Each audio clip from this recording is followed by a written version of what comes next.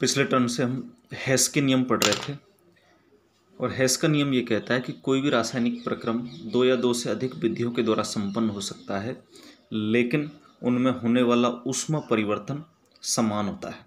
उनके अनुप्रयोग पढ़ रहे हैं। अनुप्रयोग हेस के नियम के अनुप्रयोग के द्वारा हम संभवन ऊष्मा का परिकलन कर सकते हैं, जैसा कि हमने पिछले वीडियो में देखा है। संभवन ऊष्मा होती है निर्माण की ऊष्मा, जिसको हम ज्ञात कर सकते हैं। नेक्स्ट है अभिक्रिया ऊष्मा का परिकलन।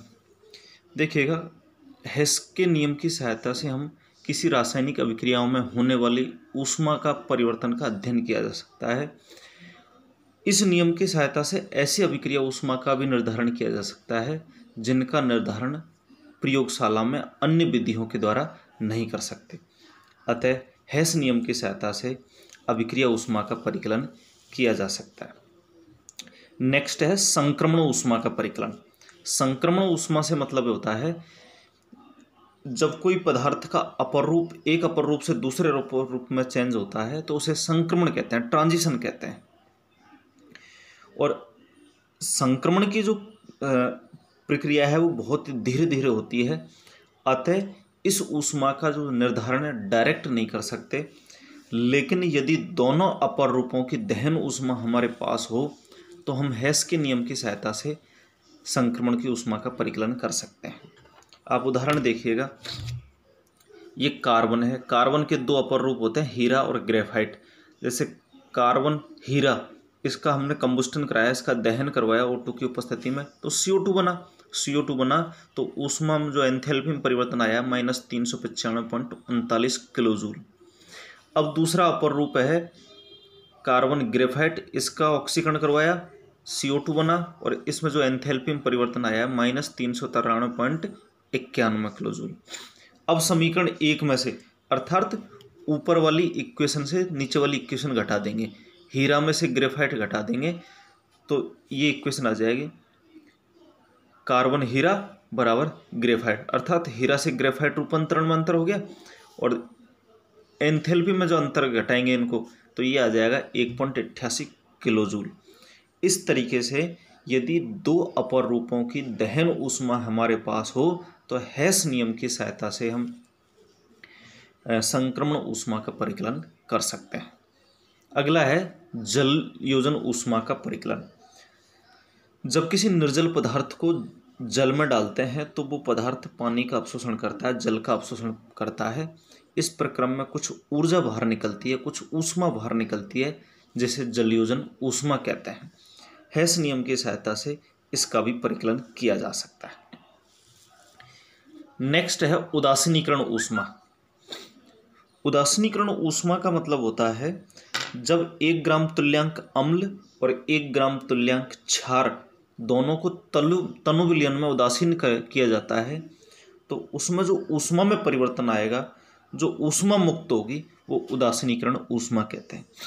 तो हम आसान सी भाषा में इसको इस तरीके से परिभाषित कर सकते हैं, 1 ग्राम तुल्यांक अम्ल व 1 ग्राम तुल्यांक क्षार को तनु विलयन में उदासीन करने पर जो ऊष्मा में परिवर्तन होता है, जो ऊष्मा मुक्त होती है, उसे उदासीनीकरण ऊष्मा कहते हैं। अब आप ध्यान दीजिएगा, HCl एक्वस मतलब जलीय, NaOH एक्वस दोनों ले लिए, दोनों को मिलाया तो साल्ट बना, जल बाहर निकला और इसमें जो एंथैल्पी में परिवर्तन आएगा, ऊष्मा में परिवर्तन आएगा, ये आता है ΔH -57.32 किलोजूल। अर्थात अम्ल और क्षार को जब हम मिलाते हैं, उदासीन करते हैं तो ऊष्मा मुक्त होती है, जिसे हम उदासीनीकरण ऊष्मा कहते हैं। नेक्स्ट है उदासीनीकरण ऊष्मा का निर्धारण। किसी अम्ल व क्षार के उदासीनीकरण ऊष्मा ज्ञात करने के लिए एक सरल कैलोरीमीटर अथवा थर्मस फ्लास्क का उपयोग करते हैं और उदासीनीकरण ऊष्मा का जो परिकलन है वो 2 स्टेप में किया जाता है। पहले स्टेप में तो है प्रयुक्त फ्लास्क, थर्मामीटर, बिलोडक आदि का जल तुल्यांक ज्ञात करना। जल तुल्यांक का मतलब होता है कि जल में उनकी वेट आदि को ज्ञात करना, जल में उनकी मात्रा ज्ञात करना। तो देखिएगा, सबसे पहले हम कैलोरीमीटर में प्रयुक्त फ्लास्क है, थर्मोमीटर है, बिलोडक है आदि का जल तुल्यांक ज्ञात करेंगे। माना कि एक फ्लास्क है, उसमें m1 ग्राम जल ले लिया जिसका ताप T1 है। ये जो जल लिया है वो ठंडा जल है, तो हम ऐसे कह सकते हैं, माना कि एक फ्लास्क जिसमें m1 ग्राम ठंडा जल ले लिया जिसका ताप T1 है, इस फ्लास्क में m2 ग्राम गर्म जल जिसका ताप T2 डाला जाता है। मतलब एक तो ठंडा जल m1 ग्राम जिसका ताप T1 है, दूसरा गर्म जल जिसका ताप T2 है। इन दोनों को मिक्स कर दिया जाता है और मिक्स करने पर, विलोडित करने पर जो अंतिम ताप है वो T3 नोट कर लेते हैं। अर्थात गर्म जल जिसका ताप T1, ठंडा जल जिसका ताप T1, गर्म जल जिसका ताप T2, दोनों को मिक्स करेंगे। मिश्रण में जो टेम्परेचर आएगा उसको हम T3 नोट कर लेते हैं। माना कि फ्लास्क व अंतर्निहित वस्तुओं का जल तुल्यांक W है, मतलब उसमें अंदर जो वस्तु है उनका भार है वो W है। जल एवं फ्लास्क आदि द्वारा ग्रहण की गई ऊष्मा। अब देखिएगा, कैलोरीमीटर में जो वस्तुएं रखी गई है उनके द्वारा ग्रहण की गई ऊष्मा, और वो इक्वेशन आ जाएगी m1 T3 minus T1 plus W T3 minus T1। अब आप देखिएगा T3 की वैल्यू ज़्यादा होती है क्योंकि T1 व T2 दोनों को मिक्स कर दिया गया, इसलिए इसके द्वारा ग्रहण की गई ऊष्मा। तो ये इक्वेशन आ गई। गर्म जल द्वारा दी गई ऊष्मा। अब यहाँ पर गर्म जल T2 का टेम्परेचर ज़्यादा है मिश्रण से, क्योंकि वो गर्म जल है, इसलिए T2 माइनस T3। तो गर्म जल ले लिया m2 ग्राम और टेम्परेचर में जो अंतर आया है वो T2 माइनस T3 आ गया। लेकिन हम जानते हैं कि ऊष्मा का क्षय नहीं होता, ऊष्मा घटती और बढ़ती नहीं है, अतः ली गई ऊष्मा बराबर दी गई ऊष्मा। तो दोनों equation m1 T3 minus T1 plus W T3 minus T1 बराबर m2 T2 माइनस T3। ये अंतर्निहित, या मैं कह दूं ठंडे जल व अंतर्निहित वस्तुओं द्वारा ग्रहण की गई ऊष्मा, ये गर्म जल द्वारा दी गई ऊष्मा। दोनों में से W की वैल्यू ज्ञात करेंगे तो ये वाली इक्वेशन नीचे आ जाएगी। तो देखिएगा m2 T2 minus T3 minus m1 T3 minus T1 बटे T3 माइनस T1, इन दोनों में से इसको कॉमन ले लेंगे तो यहाँ पर बच जाएगा m1।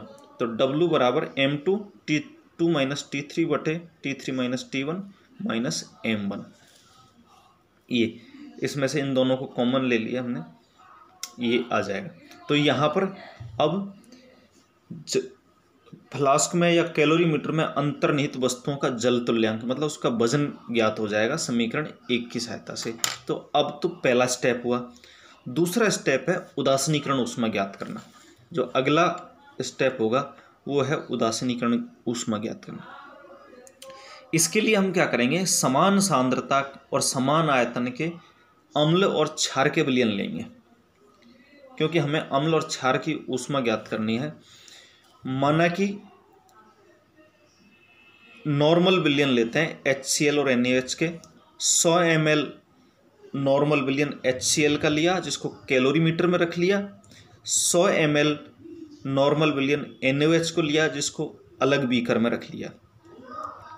अब HCl के विलयन है, उसका ताप माना कि प्रारंभिक ताप T4 व NaOH का प्रारंभिक ताप T5 है। ध्यान दीजिएगा, जो HCl और NaOH अलग अलग ले रहे हैं हम, उनमें HCl का ताप T4 और NaOH का ताप T5 है। अब हम क्या करेंगे, कैलोरीमीटर में जो NaOH रखा गया है दूसरे बीकर में, उसको कैलोरीमीटर में रखे हुए HCl में धीरे धीरे मिला दिया जाता है, उसको डाल दिया जाता है, पूरे विलयन को डाल दिया जाता है और दोनों को विलोडित करते हैं। दोनों को विलोडित करते हैं तो अंतिम ताप T6 नोट कर लेते हैं। देखिए आप, अम्ल का ताप T4, क्षार का ताप T5, दोनों को मिक्स करेंगे तो अंतिम जो टेम्परेचर आएगा वो T6 आ जाएगा। अब आप देखिएगा, मिश्रण का प्रारंभिक ताप तो था T4 प्लस T5 बटे 2, एवरेज निकाल लेंगे हम पहले का ताप। तो कैलोरीमीटर तथा अंतर्निहित वस्तुओं द्वारा ग्रहण की गई ऊष्मा। अब आप ध्यान दीजिएगा, Q बराबर 100 + 100, यहाँ पर 100 ml अम्ल और क्षार की मात्रा है। T6 minus T4 + T5/2। अब देखिएगा T6 में से घटाएंगे, क्योंकि T4 व T5 दोनों को मिश्रित करेंगे, अम्ल व क्षार दोनों को मिश्रित करेंगे तो कुछ ऊष्मा बाहर निकलेगी, जिससे कि अंतिम ताप है मिश्रण का वो ज़्यादा होगा, T6 की वैल्यू ज़्यादा होगी। इसलिए T6 minus T4 + T5/2 plus T6 minus T4 + T5/2, इन दोनों में से इनको कॉमन आ जाएगा तो ये आ जाएगा Q बराबर 200 + W T6 minus T4 + T5/2।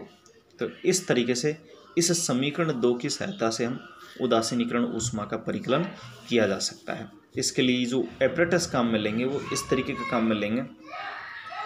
एक सरल कैलोरीमीटर है जिसमें ये तो बीकर है, यहाँ पर ये ऊष्मारोधी लगा दिया जाता है जिससे ऊष्मा का बाहर नहीं जाती।